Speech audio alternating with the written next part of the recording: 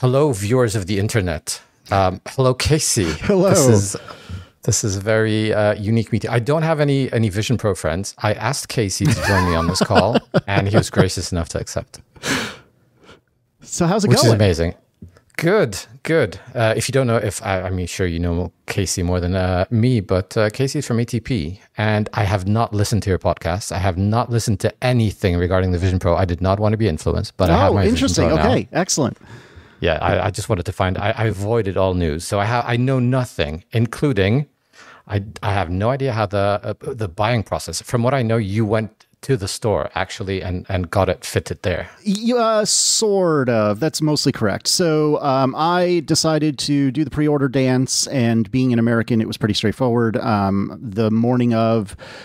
If memory serves, I had my iPad, my phone, and my Mac all, I was manually refreshing all three of them over and over and over again. I think it was actually my phone that landed first.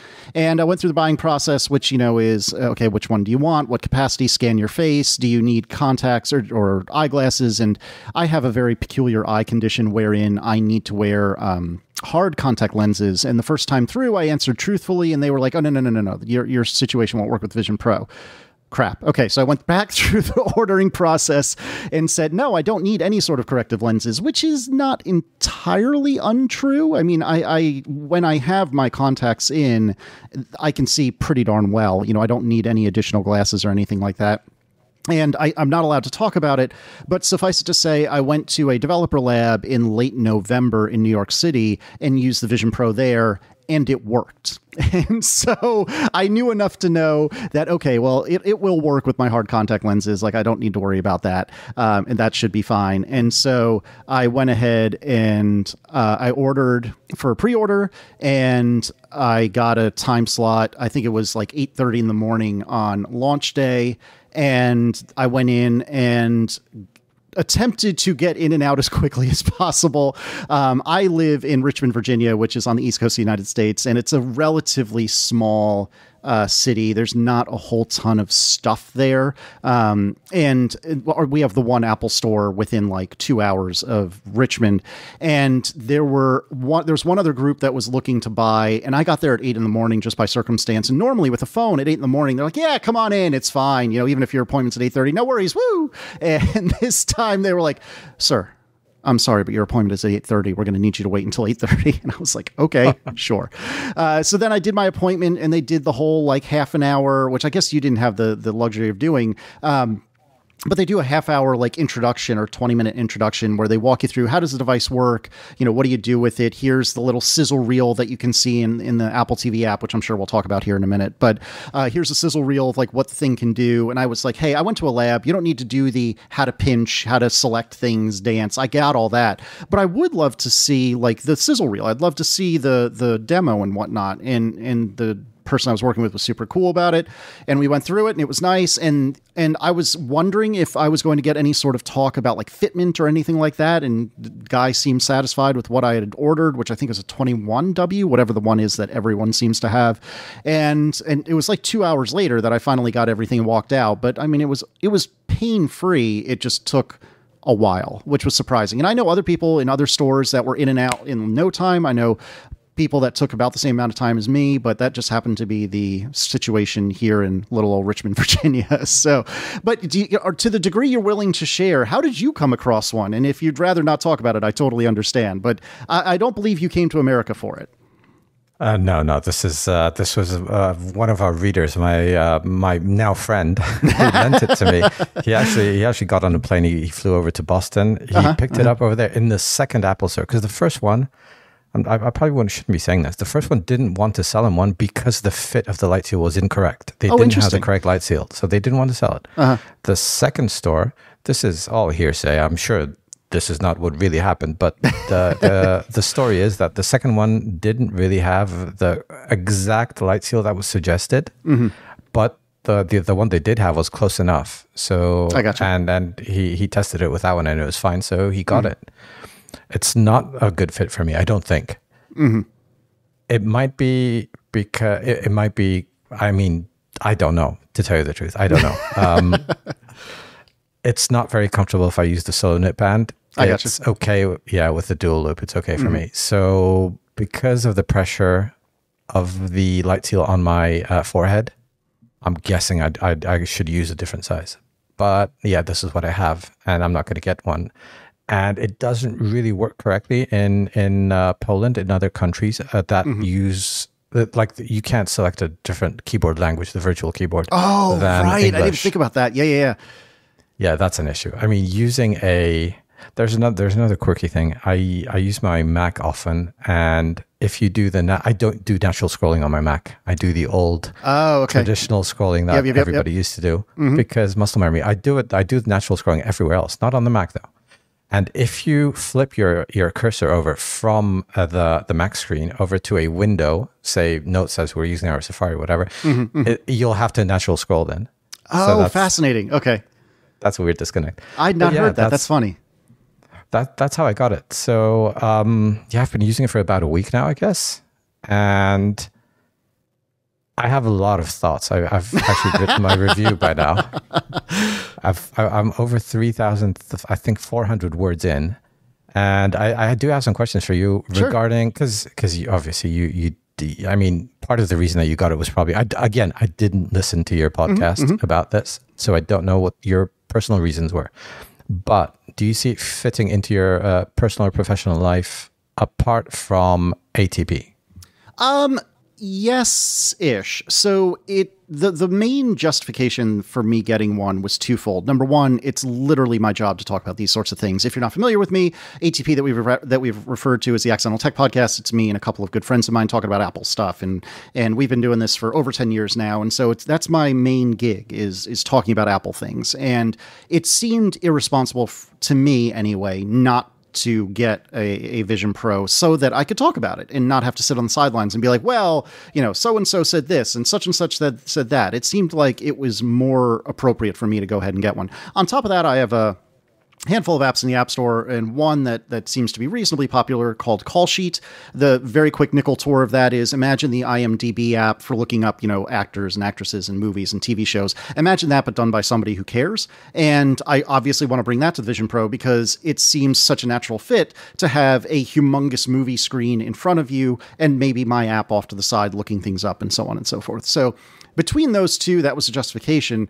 But in terms of does this fit in my life, I think it does to a degree. We haven't really talked about, what's great on this yet, but without question, one of the best things about this device is being able to watch movies and TV shows and things like that. Like, consuming media is just unreal. It is far better than any other system I have in my house. I have a relatively new LG OLED TV. I have a very new Sonos setup, like surround sound setup. It is a pretty nice setup, if I'm allowed to say so. And this thing makes my living room look like a piece of trash. Like, it's so much better. And in that sense, it's really great. The downside, though, is I can't share this with my wife and kids. Well, And that makes it tough because there's no sort of like group experience. I tried SharePlay. I literally spent 2 hours trying to SharePlay with my Apple TV, but you can't do it through the Apple TV. You have to do it through the iPad or the iPhone. The iPhone didn't work, but the iPad kind of did. And then we were able to SharePlay a Disney Plus movie with my wife. Oh, nice. But there's a huge, how there's 3 of us here in theory because we have the silent partner as in my Mac is connected to record this call. Mm-hmm. You can see my what's the word? The avatar. The window with the avatar. So that was taking up like a quarter, or not a quarter, maybe a sixth of the screen on the TV, which is delightful. Yeah, not very good. But SharePlay is a must, I think. Yeah. Unless you're willing to buy the whole family, right. one of each. Yeah, and it's my wife and our 2 small children, and my son, who is 9 years old, has actually used it several times, which is surprising because I didn't think it would physically work for him. Like, leaving aside the fact that he wears eyeglasses and he has pretty poor vision despite being only 9 years old. Thanks, Dad. Apparently, I probably passed that down to him. But anyways, he apparently was able to manipulate the software just fine and see just fine.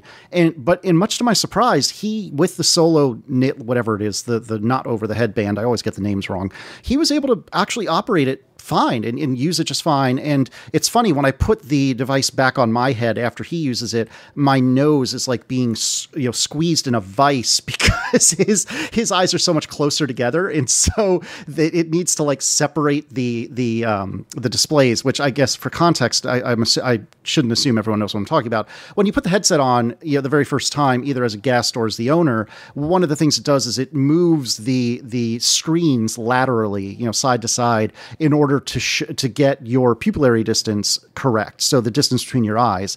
And so when I put the device on after my kid uses it, the eyes are so much closer together. It's like physically painful for the 3 or 4 seconds before they separate again.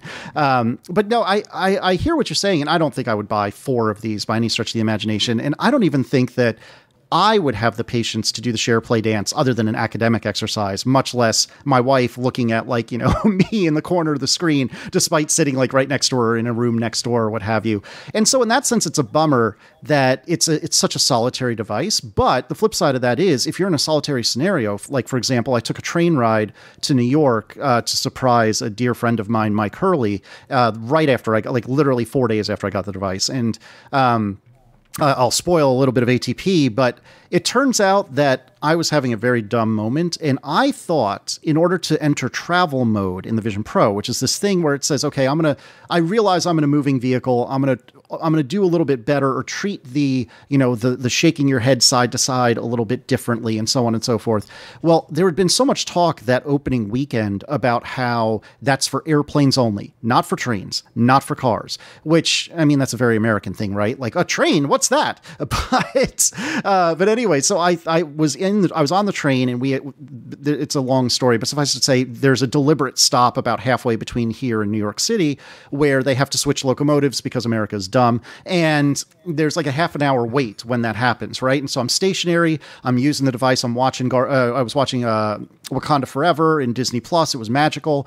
And I had turned on what was actually airplane mode, because when I was looking at Control Center in the Vision Pro, I was thinking, I need to go to the thing for airplanes, and which is such a dumb thing. Like, it's the same airplane mode icon that I've seen on my iPhone for years, but for whatever reason, I didn't think about it right. And so I turned on airplane mode. I did not turn on travel mode, which is the icon is a picture of the goggles with like vibration lines coming off of it.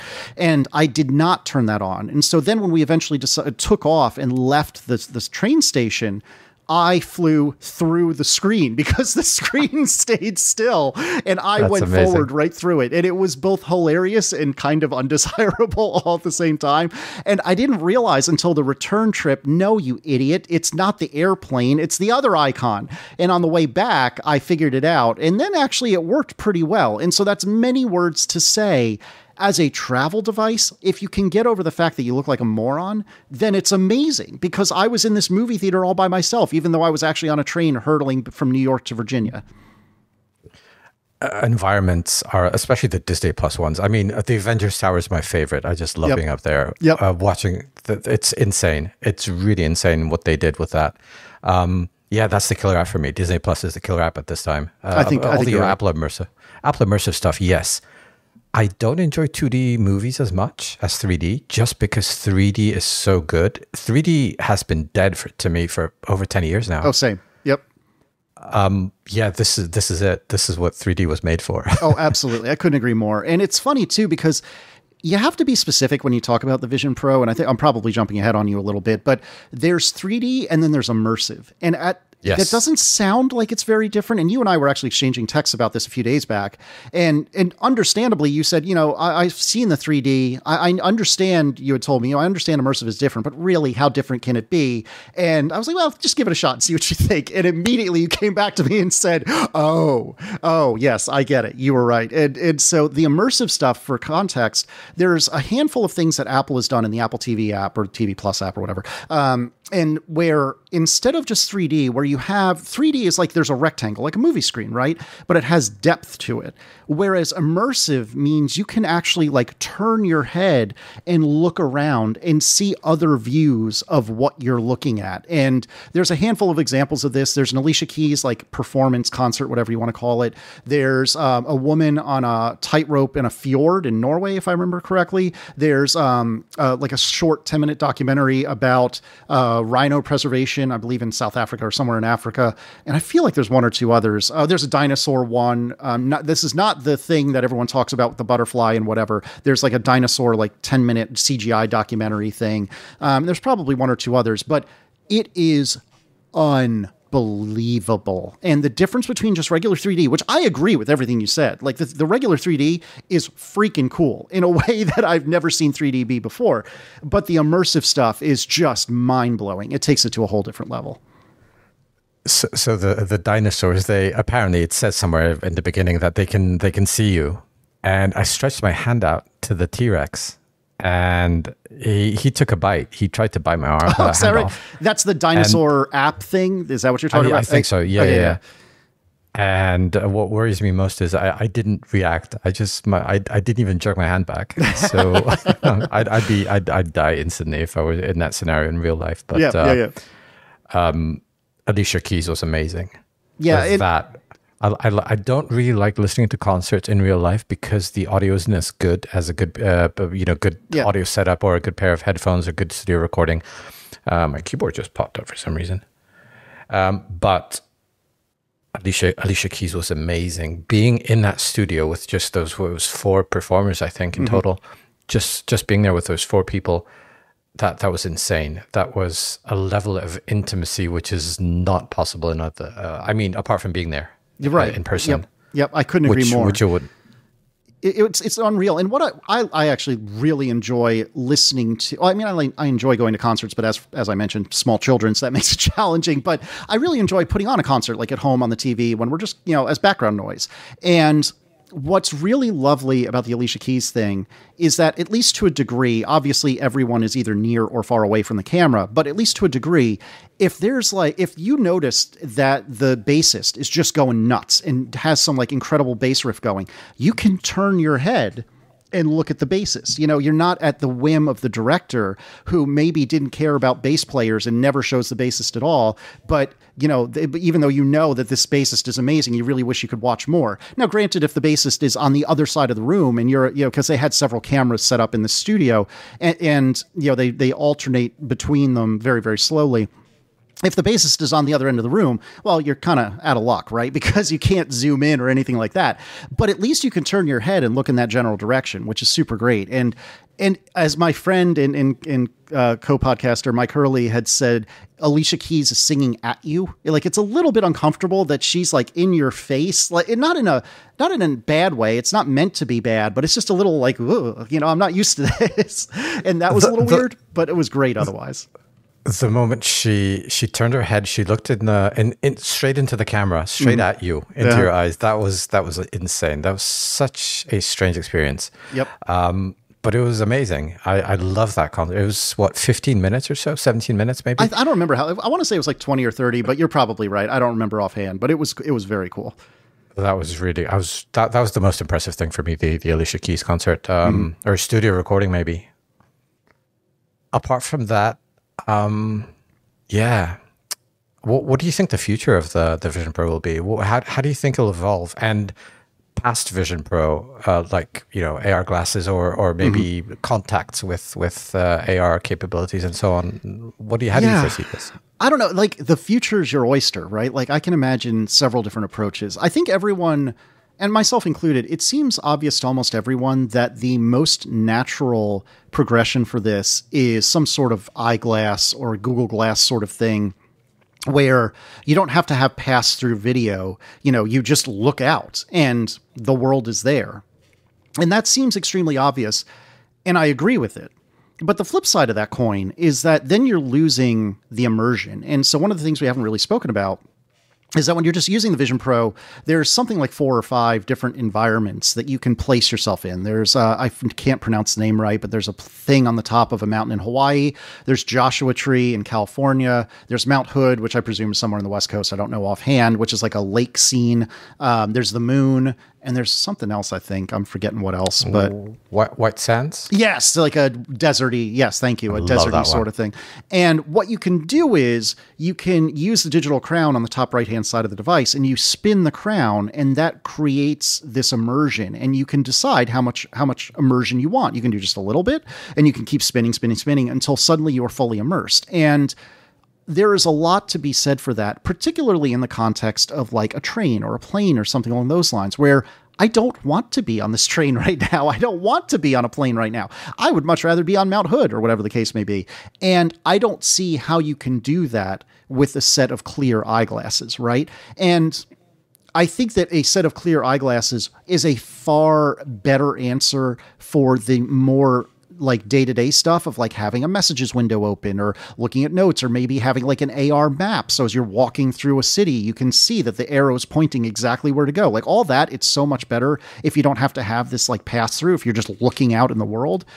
But if you're consuming media, or if you're in a busy situation, heck, you're on a plane and you want to get work done, I want the immersion. And so I forget who I heard this from recently, but I think they're dead on. It might have been on Upgrade with Mike Hurley and Jason Snell. But I wonder if the device will like bifurcate, and there'll be a version that still has this video and, you know, completely envelops you, and that you can use when you don't want to be where you are. And another version that's like a more day-to-day thing where video isn't the idea. It's more about being productive. And I don't know what'll happen, but I feel like that bifurcation, there's either going to need to be some sort of statement, not in a literal sense, but, you know, Apple will need to make decisions, I guess I should say, about what they value more, or they're going to have to just fork the line and go two different directions simultaneously. I mean, where do you see? I mean, you're a week in. Where do you see it going? The one thing you just reminded me of, so I'll a small digression. It was I was in the VR mode. I was fully immersed because I sit in my office every single day, or almost close to every single day. And you get tired of your office, right? Yeah. Oh, yeah. And just expanding the view to, I use white sands typically, or the top of the mountain view is amazing as well, where you have this infinite vast space where you can just place your windows anywhere and have however far away you want. And it's just, it's better to, for me, it's better to use in my office walls and desk. Yeah. So, and I was just sitting, I don't remember what I was doing, messing around in Safari, I think. And my wife came in. And suddenly the curtains parted, and I just saw her face through the webpage. That was insane. That is software magic right there. It absolutely That's is. some of the stuff. Like there's more stuff like this, more of these nuances where when you see them, and you know how hard it is to create something like that. Your jaw is just on the floor. But what I thought about again about the VR stuff. This could be really good for people like living in Iceland, living in countries where they have darkness for half the year. Oh, that's a really good point. Yeah. Battle depression. Yeah. Get some, virtual sunshine. So that's nice, potentially. But I was thinking, see, this is my issue. Using this, I had a meeting yesterday about, it was about, I think, 12 o'clock or something. And so I had some stuff to do in the morning, but I couldn't put the headset on because I was going out because I get insane.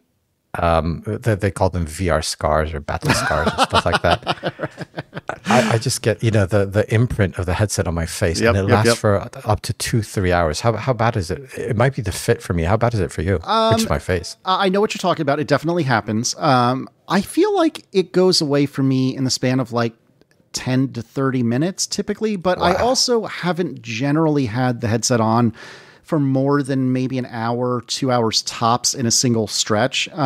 It's funny kind of tying both of these together. I work from home, I work for myself, and I often, at least once a week, I'll go to like a local library or a coffee shop or something like that in order to get work done, just because, as you were saying, I like a change of pace. And I've brought this thing to the library a couple times. We have very good libraries where I live, and I was able to sign up to have like a very small study room just to myself for a couple hours. So I'm not in the masses with everyone. I still look like an idiot, but at least I look like an idiot slightly more privately, right? Well, anyways, I'm sitting in the library using this thing, and it occurs to me, like, I stand by that part of the process of getting out of the house is the going somewhere else, right? Like, for me, it's driving. If you live in a civilized country, maybe it's a train or a bus. But one way or another, going to that place is part of the process, right? And I stand by that. But yet, when I'm sitting here in the same white sands as my house, or the same, Mount Hood as my house, I wonder, was this really necessary? And then when I leave, I can't help but wonder, to your point, do I have this weird looking like ring around my face as I'm walking out of the library? And I probably did, at least to a degree. I think it's because my fit isn't bad. I don't think it's too terrible. I think it would be one of those things where if I was just passing by you, you wouldn't notice. But if we stood and had a conversation for a minute, it'd be like, what the heck is wrong with your face, my guy? But it's not been too bad for me. I definitely noticed on my wife when she tried it, and I don't think the fit is quite right for her. But I noticed after she had it on for, I want to say 20, 30 minutes, and perhaps we had just cranked the solo loop or whatever it is too tight on her.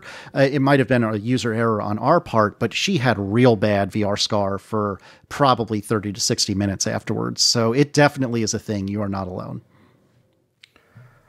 Well, that makes me feel slightly better. I'm hoping, to tell you the truth, I'm hoping this goes in the direction of contact lenses, I guess. Yeah. Or some other, probably, we'll probably get implants, right? Or fake eyes. Right. What was that movie again? Minority Report. Yep. Yeah, that's probably where we're going. But this is the most amazing tech flex that I've seen from Apple in a long time. Even though it's not perfect, it's missing stuff. It's missing software stuff. It's missing the FOV is a bit small. I'd prefer it to be wider. Yep. Stuff like that. But just being there with Alicia Keys, turning on a Marvel movie in 3D, it just changes everything. I don't think I'm missing more Mac screens, more Mac virtual screens. Agreed. I want to. I hope that comes in the future. I wonder if it's a tech limitation or something else, because bandwidth limitation maybe. Yeah, I'm not guessing. I've heard rumblings. I haven't heard this firsthand, but I've heard rumblings from inside that internal to Apple, they're supporting at least 2 screens. I don't think I've heard any more than that, but at least 2 virtual screens at the same time. Well, on the Vision Pro today, even outside of Apple, you can have 2 different computers simultaneously, or so I've been told. I haven't actually tried it, but my understanding is, to your point, you can have 2 virtual screens for the same Mac. And very quickly, coming back to, what's the killer feature?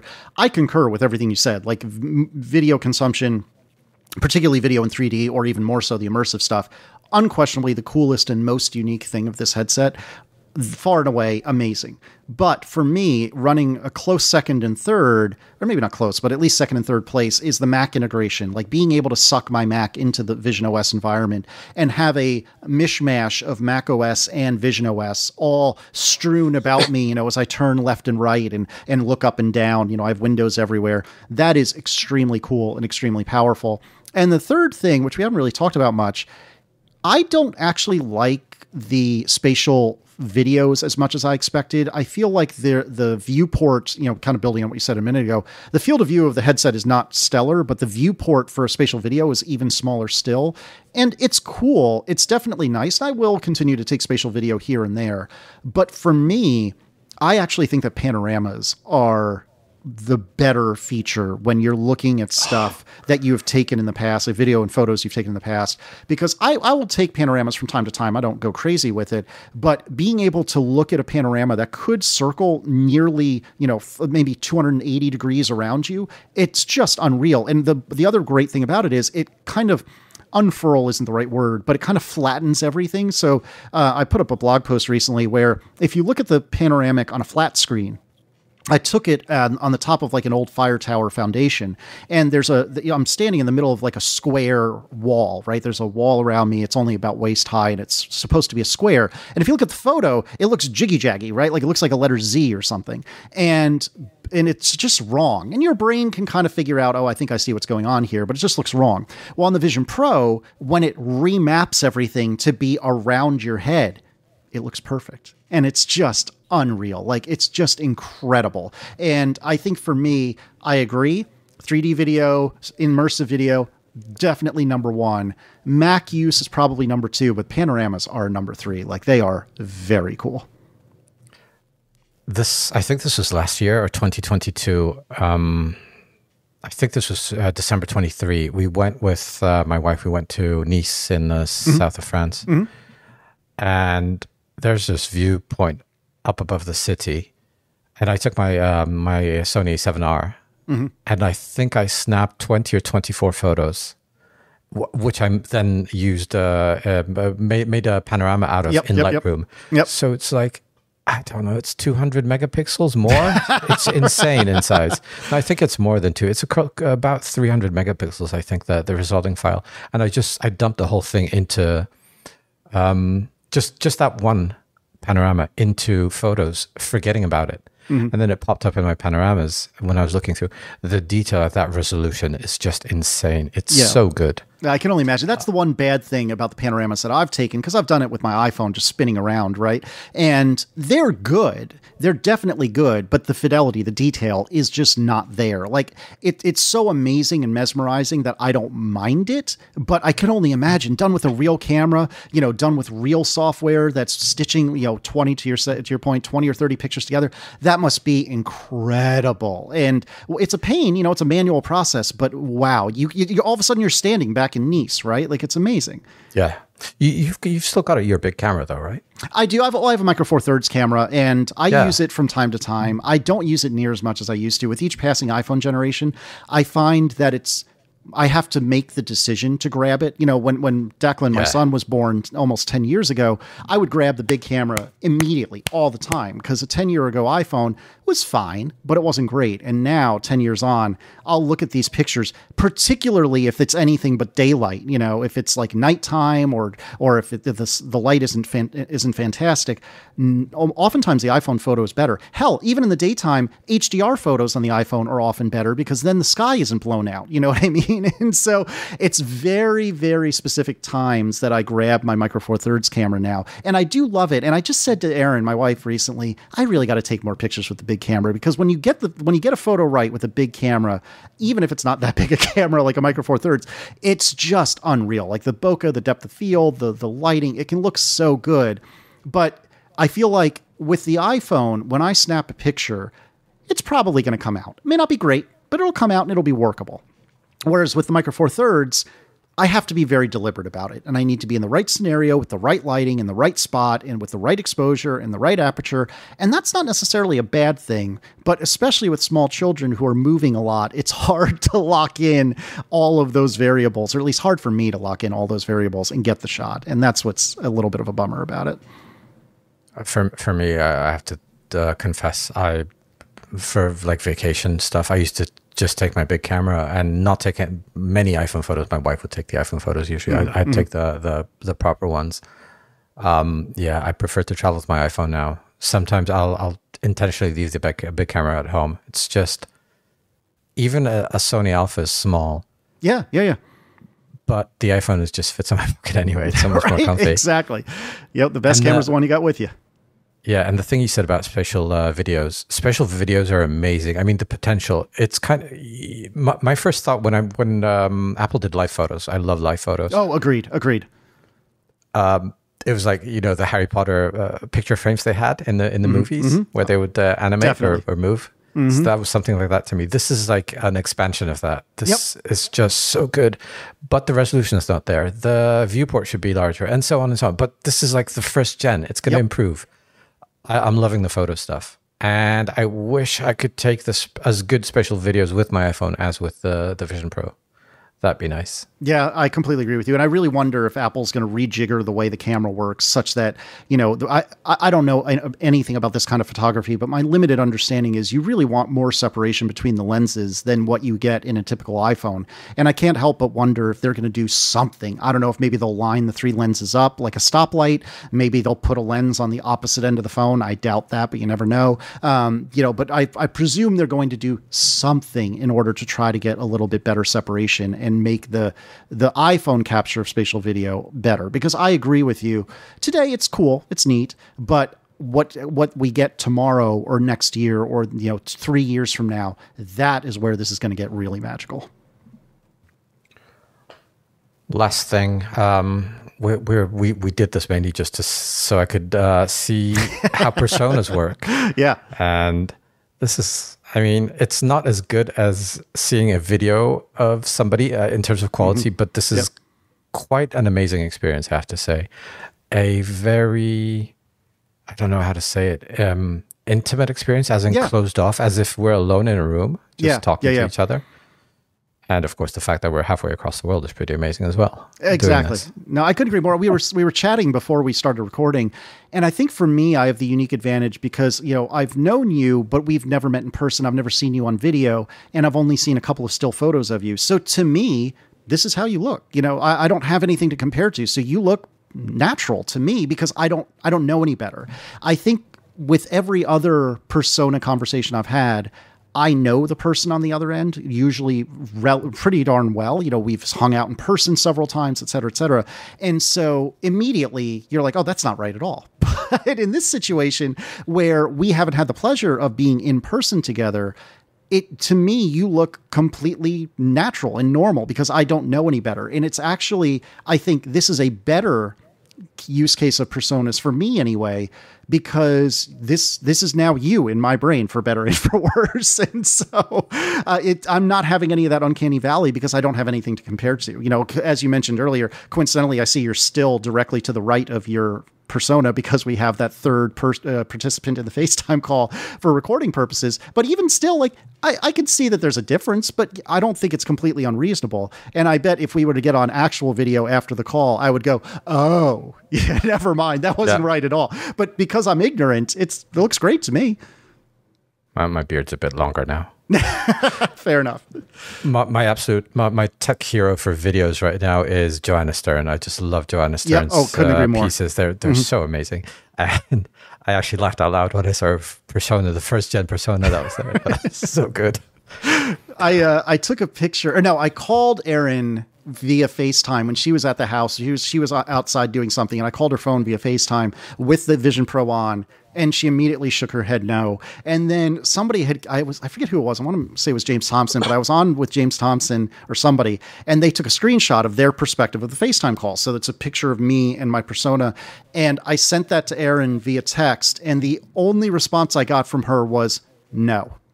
And that was it. She was not having it, which I thought was hilarious. And if she's right, I mean, honestly, she's right. Like, again, if you know better, I don't think it's as bad as everyone makes it out to be, but it's not stellar. I mean, again, the technology, as you were saying before, the technology is amazing. Like, you can see when I stick my tongue out.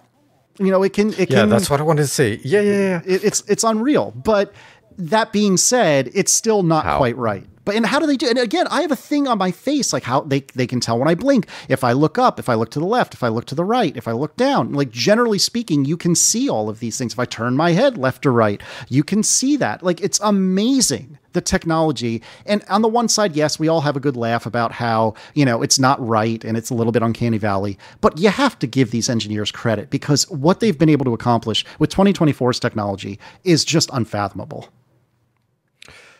I'm really looking forward to see what they're going to be able to do with the software side, because what they've done so far is some of the features, like I said, the curtains parting when somebody comes into your VR space, stuff like that. It's just insane. And I'm really curious what the future will look like. This is probably Apple's most interesting tech shift since the iPhone for me. Agreed. I'm really excited for the future. Oh, couldn't agree more. Yeah. And Jason Snell wrote a great piece about this a week or two ago where, you know, he was talking about how Apple got weird with this. Apple got real weird with this. And we're not used to Apple being weird anymore. And I am absolutely here for it. I agree with you wholeheartedly. This is some of the most interesting stuff I've seen come out of Apple in a long time. Is it the best? I don't know. But it is unquestionably the most interesting. Just before we finish off, I would like to say I'm looking at us in 2D on my Mac screen below, and I see you in 3D. In 3D, you're kind of, well, the experience is different for the persona. You're in 3D, and I can see you. I'll try and share the video with you later, so you'll be able to see. But in 2D, you're less detailed. You seem lower res, and you have a background. So we're to each other in 3D. We're floating in 3D space, right? Yeah. We can see each other's shoulders, and there's nothing behind us, just a great background for me. Right. Yeah. So there's a mountain and a lake and some forest behind you in the 2D view, which is interesting. Good to know. I can't say I see that behind me right now, but that's good to know. Right. Thank you, Casey, for joining me for this call. Like I said, I have no Vision Pro friends yet, but I'm sure that'll change soon. You definitely have one now. Look at it that way. Thank you very much. Thanks for the recording. Thanks for your time. Hey, no, it was fun for me too. Thank you. I'll catch up with you on ATP. And now I finally can. Yeah, now you finally can. Exactly right. Well, thank you so much. I really appreciate you having me.